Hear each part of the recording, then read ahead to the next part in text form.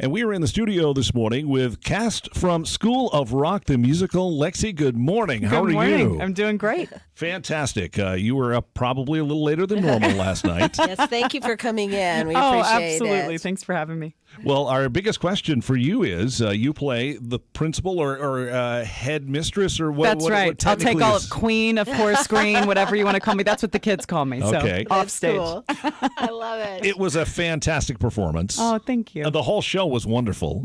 Just absolutely a lot of fun.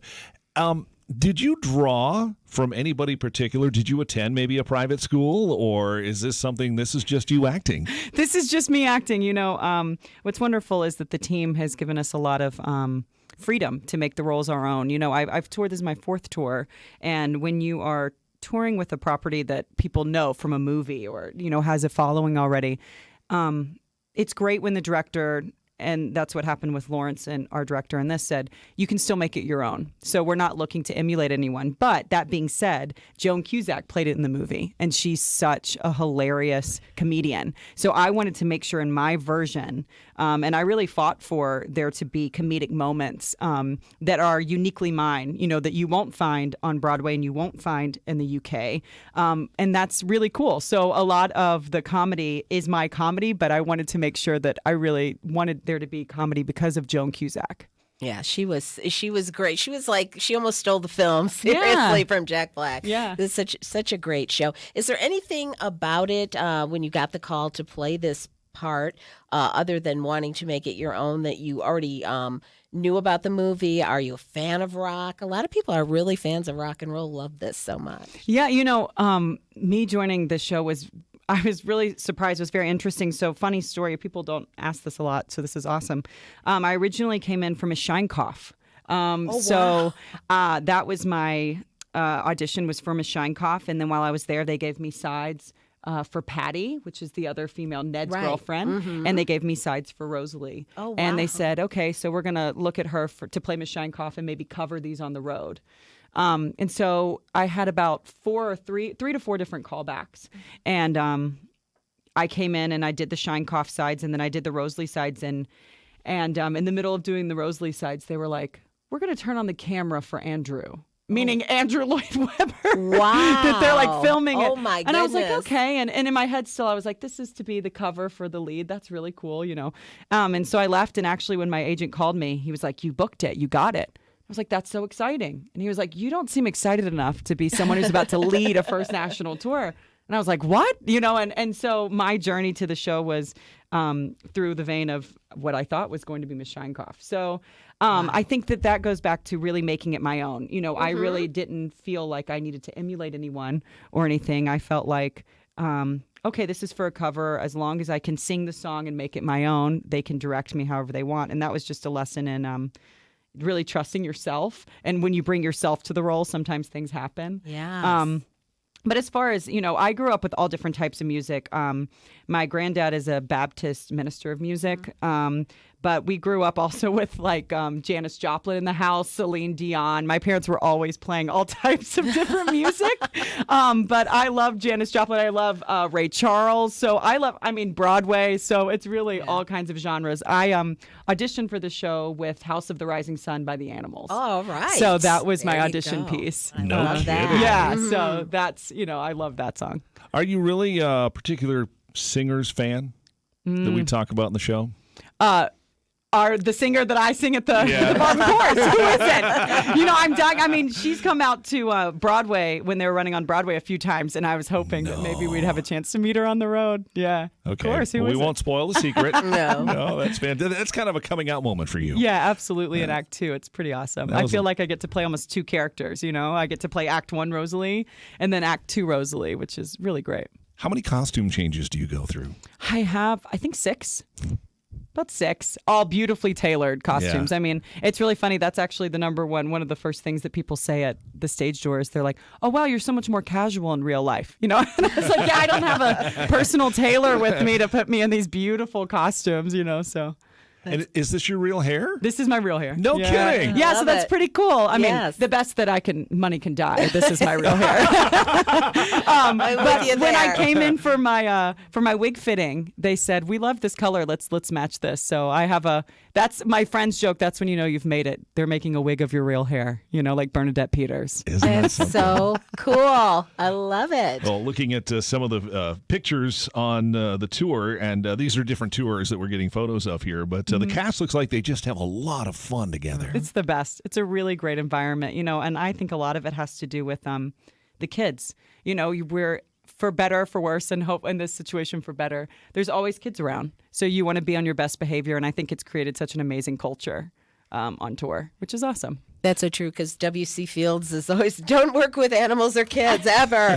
But in this case, I mean, they are the School of Rock. They are, and a lot of them are musicians first. So some of them, imagine this is their first time on stage for some of them, because they do a nationwide search looking for this talent.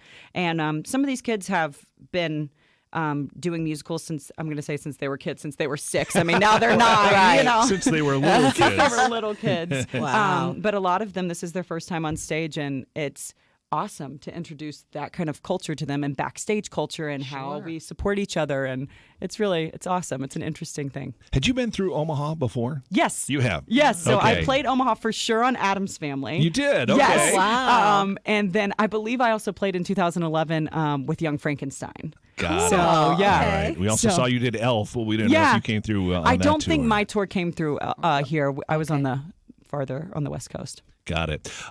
Because Omaha's it's a friendly town when it comes to performing arts here, and you guys had a standing ovation. You had the house rocking at the Orpheum last night. We did. It was awesome. Everyone was actually talking about it backstage. Like, this is a great audience. This is a great audience. So we're excited to be here. I know that they've talked about the show since it was announced last spring that it was coming. So everybody's been so excited to see it. So Lexie, tell us where you're from originally. Originally, I'm from Birmingham, Alabama. Okay. I grew up in Birmingham.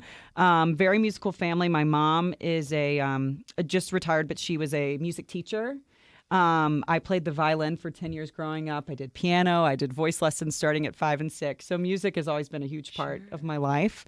And then I went to the Cincinnati College Conservatory of Music and got a BFA in musical theater there. Awesome. And then the day after graduation, moved to New York City. Wow. So- There's a wake up from Birmingham. It was also my birthday week that week. That's why I remember it so much. And I, it was kind of like, if I'm doing it, I'm doing it. This is it. So I went truly the day after graduation and went up to New York and made it. That's great. Made it work. We don't hear an accent. Yeah, not Well, at at all. school, they put me what they called through speech therapy, which I think is a little aggressive. Speech therapy seems, but they did have me, especially freshman year. So, Yeah. Well, I'm from Maine, and we only have 25 letters in the main alphabet. There's no R. So I went to school to learn how to say an R. So I get what you went through. Yeah. Working with the kids. We love this part of our interview. We ask everybody who comes through, and it may not be them, it may be you, but what is the one thing that has gone wrong that stands out most memorable Oh, for you? man. I mean, you're right. It is working with kids, and it's a learning experience. There's so many great moments. I mean, what I think is great is when something goes wrong in our show, that the audience, it's almost like that SNL moment where the audience is like with you, where the audience loves to be in on this because for a minute they get to see. So I think my favorite is, I won't say the child's name, but we had a child who played Freddie, because we've been out on the road for nearly 2 years now. And he was fantastic. One of the best drummers I've ever seen. I'm including adults. I mean, incredible. But it was one of his first times ever to be on stage. He was one of these that was more of a musician before. And there's this scene. It's a very small moment, but there's the scene in the towards the beginning when Dewey's come into the school, and Miss Mullins leaves, my character, and he's asking the kids for things. Who has money for me to get a marinara sandwich for breakfast? All this stuff. And it was this kid's job to say, he's like, anybody have any money? And it's this kid's job to say, I have $10. Remember that line? Right. Yes. I remember that line. Yeah. And this kid, I guess, had forgotten his money, his prop, his money prop that he pulls out. And of course, I mean, if you are a veteran of the stage, you would know just to reference your pocket and say, I have $10. But this is a kid. He's 9 years old, And so Dewey's like, does anybody have any money? And the kid walks up to him and goes, literally with his mic on, goes, I forgot the dollars. he had this sweet kind of, he's a kid. I forgot the dollars. That's what he said. And the audience, I mean, lost it. And Dewey was like, all right, man, just go sit down. Like, like in character. But it was one of those moments again where it was so endearing. I mean, it's just so funny.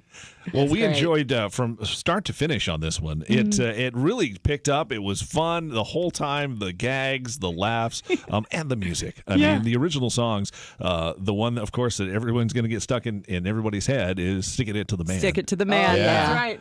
Wow, was that thing? I was singing that all the way home. I mean, I mean, and you hear kids singing it at the stage door on their way home too. It's awesome. Yeah. And what is your favorite? Speaking of that, is that your favorite part of the show, or do you have one? I love singing "Where Did the Rock Go" in Act 2. I just think it's such an awesome career moment for me to be singing an Andrew Lloyd Webber ballad. I mean, I think there's pretty much no one else in the business that writes power ballads for women like Andrew Lloyd Webber. And so it's a really awesome, and I'm very honored to be one of the few women who's gotten a chance to, this is the first national tour that's had a chance to sing that song. But I also just love to watch, I come up early every night before Bowls and watch the kids in the Battle of the Bands and watch them do, and we all do. It's amazing. Every single adult is standing in the wings, and even the crew. We're all standing in the wings watching the kids still. 600, I think we just did 638 shows. Oh, wow. I mean, we have been, and we are still Wow. watching in the wings. So, it's that amazing, That's so cool. I was amazed at reading the list of kids that there weren't two sets of kids for each role. I know. These kids are doing every show. 8 shows a week. So we travel with 16 kids. Yeah. And we have 12 on stage. Yeah. And then we have 4 offstage swings, which are, these kids are, all the kids are incredible. But if you think about what a swing is someone who covers multiple roles, So then we have kids that are in the dressing rooms at night, there for emergencies and there for vacations and personal days and, whatever might happen, that know multiple roles, that know multiple instruments, and that could jump on in a second's notice. And of course, things happen.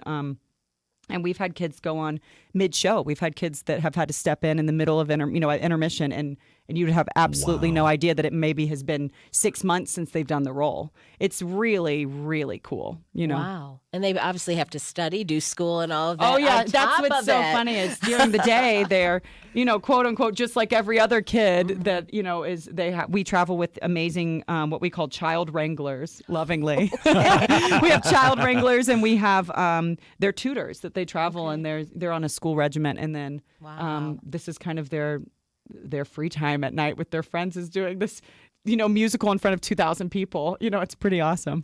How many more dates do you have? We have 7 more weeks of tour. So we have 6 more. And that is that I will have done the entire run of the tour. Wow. Yeah. That's awesome, So it's too. been awesome. Are you working on something next? What's next for Yeah, Lexie? I'm starting to audition back in New York, do self-tapes again, which is so exciting. I'm working on a one-woman show to do at 54 Below in New York City, which is really exciting. awesome. Got a new apartment in New York. I just kind of can't wait Oh, to wow. not take an Uber to the grocery store. I'm just so excited to. My daughter said, "Wait, too, I'm done doing the Uber to the grocery store." Yes, I So, understand that. Just kind of excited to settle back in and see what's next in New York, Yeah, New York's so exciting. Yeah. Well, it's a big town. Yeah. Yeah, it's a few But there's people. just something about it, especially in the theater district. And Yeah. stuff. It's fantastic. What would you tell people who have not seen the movie about the musical and the differences there? Or Sure. what would you just say, hey, you know what? You've seen the movie.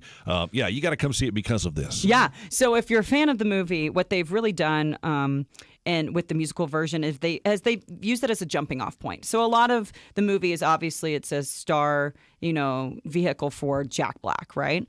But what we've done in the musical, or what they've done, is they've written far more relationship between the Jack Black character, the Dewey character, and my character. That's much more fleshed out.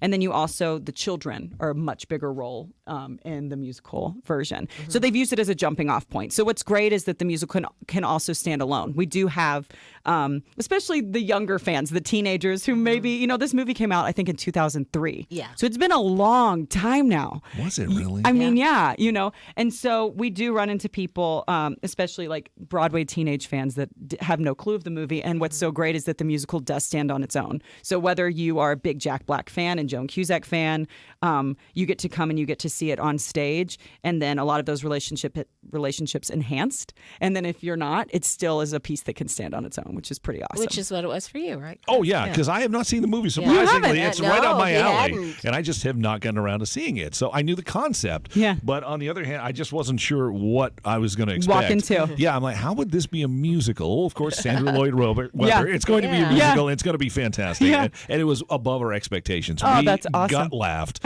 at so many scenes. It was very enjoyable. Plenty of shows left from what we understand. Yeah, so we Yeah. opened on Tuesday, and we're here for the week. So that's awesome. Any plans for Omaha while you're here? I might go back to the zoo. You guys Yes. have one of the best zoos in the country. I've been We twice. do. So Awesome. probably going to make sure that happens. There's also a few restaurants. There's a sushi place downtown that I remember. I'm going to maybe go get some sushi. It's all about the food and, Yeah, something there's like some that. great places. Modern Love's really good too if you like the vegan stuff. Too. Nice. So, yeah, I'll try there's it. that downtown. All right. Well, tickets are still available for School of Rock. You don't want to miss it. It is just one of those shows that you're going to remember for a long time. And like you said, Chris, lots of energy on your feet. And we could all use a little spring perk, pep in our step. So tickets available at ticketomaha.com. Don't miss School of Rock at the Orpheum Theater. Lexie, thanks for spending time with us. Oh, thanks for having me. It was a Yes. joy. And welcome back to Omaha. Thank you.